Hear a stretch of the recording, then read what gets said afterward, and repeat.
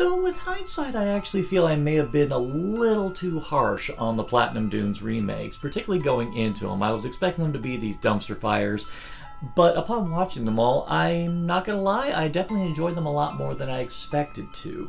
Particularly one that I will talk about in the future, but this one is one I was probably the most trepidatious about, principally because this one hinges entirely on a main actor, because of course Robert Englund is pretty much like surgically attached to the character, and much like Christopher Reeve with Superman, we're always going to compare anyone who dares try to inhabit this character with Robert Englund, because yeah, it's a good performance. It's like a fingerprint.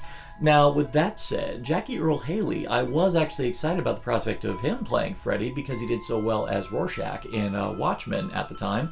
And for the most part, he actually does deliver. He actually is an intimidating presence. He does have a great voice all his own. He's doing his own thing. But I will say this, anytime he tries to be a little humorous, because of the tone the movie's going for, it doesn't really land as well as it did.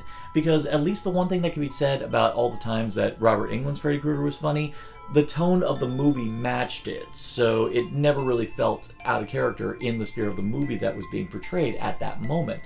Here felt a bit odd.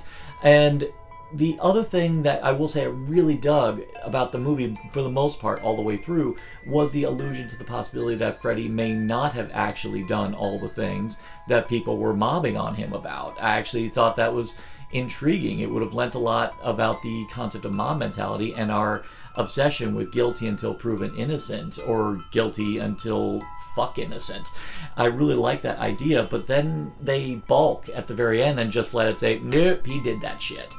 I felt it really would have lent something interesting. It would have felt like the movie had a purpose beyond just being a remake.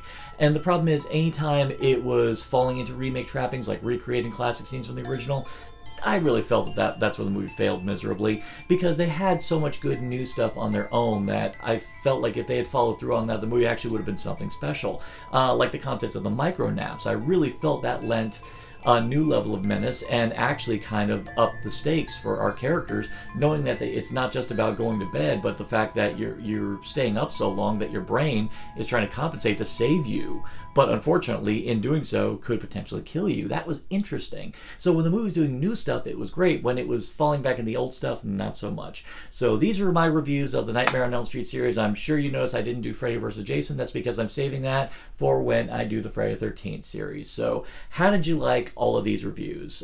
Just leave them all in the comments below. Follow us on Narcotic Casserole on YouTube.